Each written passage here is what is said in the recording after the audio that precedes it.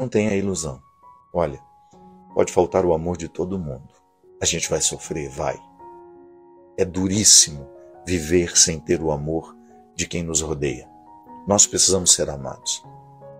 Mas o amor que de fato pode causar uma derrocada na sua vida quando falta é o que você tem por você. A reserva de amor próprio funciona como um alicerce da casa. É um alicerce que nos mantém em pé. E é um alicerce que precisa ser constantemente revisado. É um alicerce difícil de ser mantido. Não insista com quem já demonstrou não querer você por perto.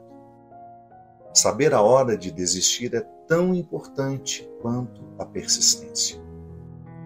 Amor é estrada de duas vias.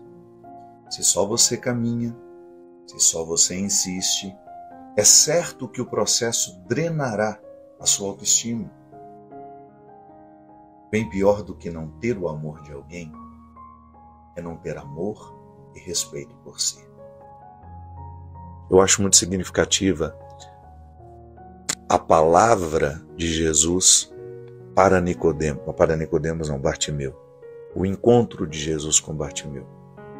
Bartimeu era um homem cego há muitos anos, 30, 40 anos, estava à beira do caminho. Isso é significativo, é uma metáfora bonita no Evangelho, significa que ninguém o percebia, ele não participava da sociedade, ele vivia das esmolas de quem passava por ali, ele não tinha autonomia.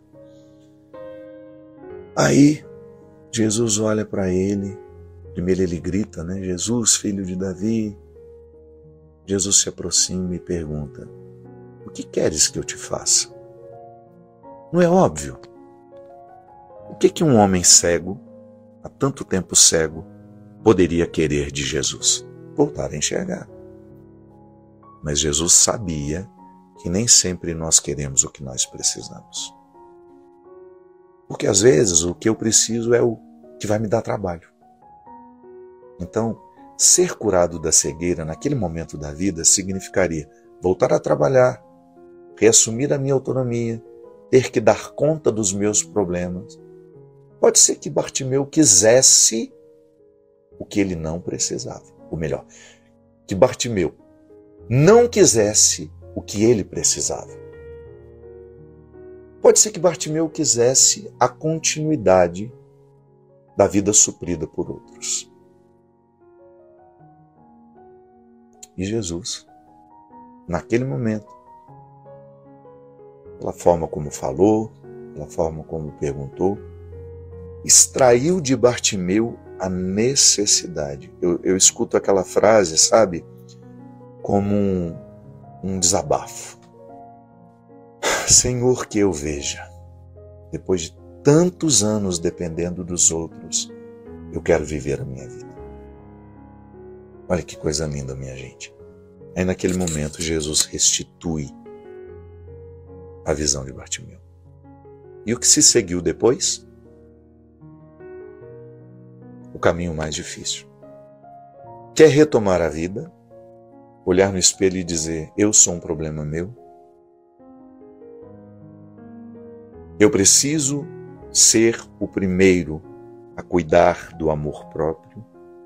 Quando o outro começar a drenar o meu amor próprio, eu preciso estabelecer um limite, não posso permitir. Por mais que a obrigatoriedade do amor cristão permaneça, eu tenho o direito de estabelecer limites e dizer, você está drenando o que eu tenho de mais sagrado. Eu não posso não ter amor por mim. O seu comportamento, a sua não participação, a sua não colaboração está impondo sobre mim um fardo que eu não posso levar sozinho. Perceba quem está influenciando a sua vida. Se você já identificou que aquela pessoa está extraindo o que você tem de pior, retire da sua vida. Não significa que você deixou de amar, não significa que você deixou de ter respeito. Você tem sim o direito de estabelecer limites. É a desistência do post de hoje. Quando você identifica que, na relação com o outro, o que há de mais sagrado, que é a reserva de amor próprio, que não é ensimesmamento, a pessoa é ensimesmada, nem se ama, ela é egoísta, ela é insegura, ela não sabe do valor que tem, então ela quer se proteger de todas as formas. Aí de como que ela se protege? Através por meio do egoísmo, do ensimesmamento. Amor próprio não é ensimesmamento, pelo amor de Deus. Amor próprio é você reconhecer a grandeza de Deus que há em você e a necessidade de você zelar para que ninguém, absolutamente ninguém, venha atentar contra essa sacralidade. E aí entra a reflexão de hoje. Está lutando sozinha, percebe que o outro não participa, não está disposto, faz o seu caminho. Não espere sua mãe ficar curada para você se curar também. O processo é dela. Ela terá de se curar. Não espere o seu pai ser o pai perfeito para você ser o melhor filho. Não. Ele vai continuar errando e o processo é dele. Peça a Deus, esclareça, tente ajudar com a conscientização, mas ele terá de fazer o trabalho dele. É assim que funciona. Entre irmãos é a mesma coisa. Quantos de nós aqui não nos sentimos usados pelos nossos irmãos de sangue? Muitas vezes. É uma coisa muito triste. Outro dia eu estava refletindo. Uma coisa é você querer ajudar um irmão. Outra coisa é aquele irmão achar, acreditar piamente que você tem obrigação em ajudá-lo. Querer ajudar é uma coisa. E o outro reconhecer o nosso desejo de ajudar deveria gerar nele o sentimento de gratidão. Nossa, que bom, meu irmão me ajuda. Não. Muitas vezes é o contrário. Gera nele uma consciência equivocada de que eu tenho obrigação de suprir as necessidades dele.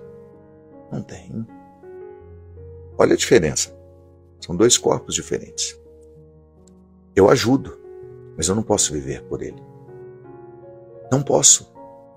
O problema do outro, por mais que eu queira ajudar, continua sendo do outro. É muito romântico dizer, o seu problema é meu também. É solidário, é bonito, expressa misericórdia, mas em última instância, minha gente, existencialmente, o meu problema é sempre meu.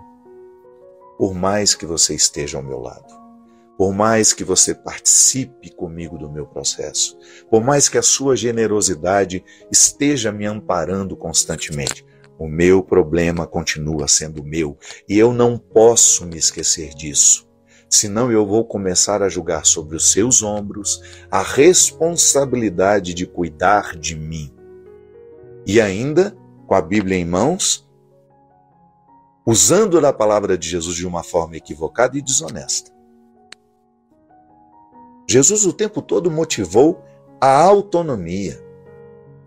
Autonomia é uma virtude, é um valor que nós precisamos, ao longo da vida, conquistar.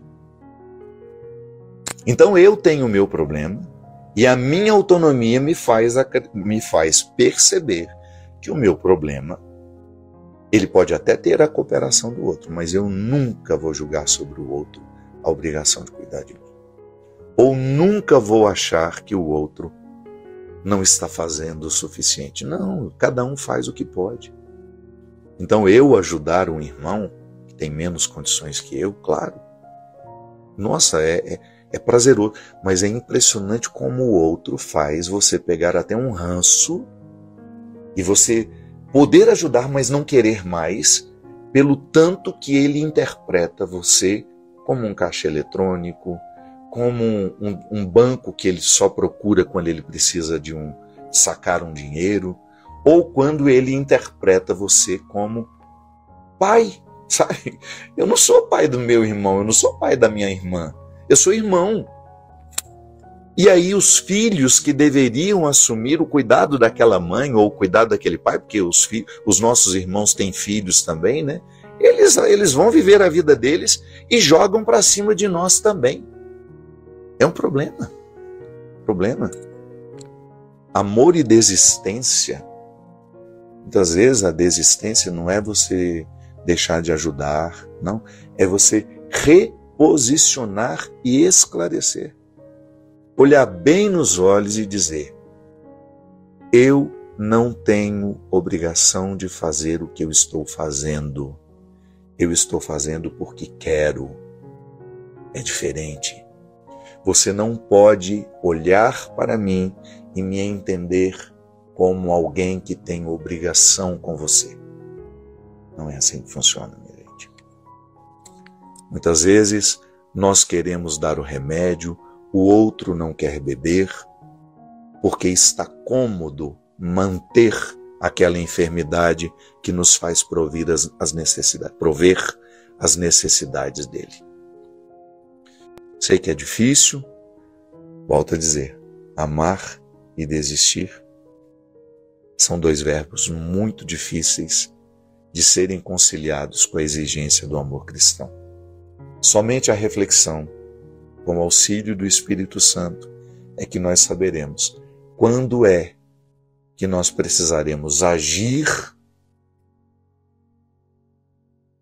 de maneira que a nossa desistência signifique amor a Deus acima de todas as coisas, proteção, aquilo que eu tenho de mais sagrado, ou até mesmo quando a nossa desistência é uma forma de acordar o outro. Está numa letargia, está muito cômodo para ele, recebendo tudo pronto, só eu caminho, ele não, só eu estou andando, ele não, só eu estou trabalhando, ele não, só eu estou provendo, ele não, só eu estou dando remédio, mas ele nunca está bebendo. Difícil, não é? Por isso que nós precisamos sempre viver o nosso cristianismo à sombra da reflexão. Sem reflexão não há vida cristã, minha gente. Pode até ter um comportamento aparentemente cristão, mas muitas vezes, em nome do cristianismo, em nome do amor cristão, nós estamos cometendo verdadeiros crimes contra nós e contra os outros. Porque o amor próprio, volto a dizer, é a primeira instância do amor de Deus por nós. Se o outro está levando isso embora, ele está levando o que de mais sagrado Deus me deu. Ele não tem o direito. Eu tenho que ter amor com que amar, mas o amor com que eu amo não pode ser esgotado. Precisa restar aquele último lá, que é o que me faz manter a vontade de viver, de querer a vida, por mais difícil que ela seja, não é? E eu sei que você enfrenta isso. Como é que eu posso conciliar as desistências com a exigência do amor cristão? Por exemplo, eu não posso desistir da minha mãe. O amor que eu tenho pela minha mãe, eu não posso desistir dele. Dentro da relação matrimonial, preza-se muito pela não desistência, porque é perdoando que a gente constrói uma relação amorosa, uma relação estável. Se você está dentro de um relacionamento difícil, você sabe do que eu estou falando. Você quer lutar pelo seu casamento, você quer lutar pelo seu namoro. Mas aí entra aquela pergunta: está havendo do outro lado uma luta também? Ou eu estou a minha vida inteira lutando sozinha, sozinho? E aí, minha gente, veja bem, muitas vezes o lutar sozinho esgota a reserva de amor próprio, que é aquela que nos mantém em pé. Quantos de vocês têm uma rotina emocional extenuante. Precisam dar o tempo todo. Precisam oferecer o tempo todo. E às vezes eu fico pensando, sabe? Quem cuida de quem cuida? Às vezes eu vejo mães com rotinas dificílimas, porque emocionalmente precisa dar conta de tudo. Precisa dar conta de um filho muitas vezes excepcional. É aquela insegurança a vida inteira. Meu Deus do céu, se um dia eu faltar na vida do meu filho, quem vai cuidar dele? Porque sabe que por problemas neurológicos ele não tem possibilidade de desenvolver uma autonomia. Então aquele filho que está na droga, aquele filho que está perdido, emocionalmente a mãe se desdobra de todas as maneiras. Ela tem que dar conta do marido, ela tem que dar conta da casa, ela tem que dar conta do trabalho. E dela? Quem cuida dela? É dessa reserva, minha gente, que a gente está falando. Porque a gente tem o hábito de se doar. Volto a dizer, tudo de forma muito bem intencionada. Religiosamente, muitas vezes, nós somos condicionados a agir assim. Mas chega um momento que a nossa religião também precisa nos permitir. Opa, até que ponto está sendo honesta esta doação que não tem retorno? Não estou dizendo de você fazer para receber de volta, não. Não. Estou falando de você fazer sem precisar dar o que te sustenta. Nós não podemos dar o que depois não nos permitirá continuar.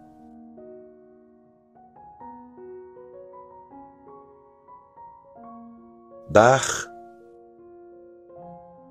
amor, dar atenção,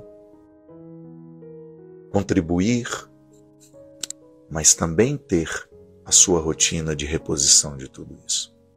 Às vezes nós temos a pretensão de que nós vamos conseguir amar o outro sem ter a reserva do amor próprio.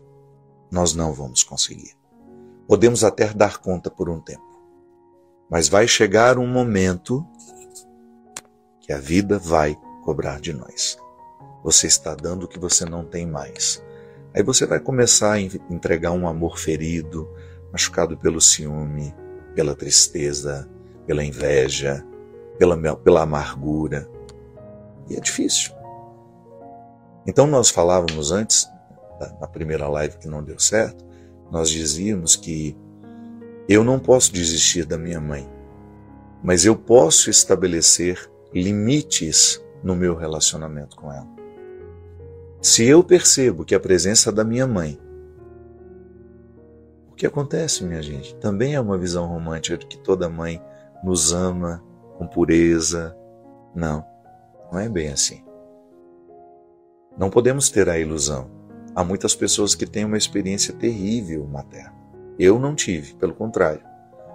A minha mãe, ela foi uma mulher que me marcou positivamente o tempo todo. Eu não posso, claro, existiam detalhes da personalidade na convivência que eu devolvia para ela. Quem já leu aí o meu livro A Vida é Cruel, Ana Maria, que são relatos, né? Diálogos imaginários, em muitos momentos da minha reflexão eu conto daquilo que dela olha, não quero isso para mim não. E ela foi se corrigindo com o tempo, porque minha mãe foi uma mulher muito lúcida a vida inteira. Sobretudo nos últimos anos da vida, nos últimos 10 anos, a minha mãe evoluiu muito espiritualmente. Mas não é todo mundo que tem uma mãe que pode ser mantida por perto o tempo todo.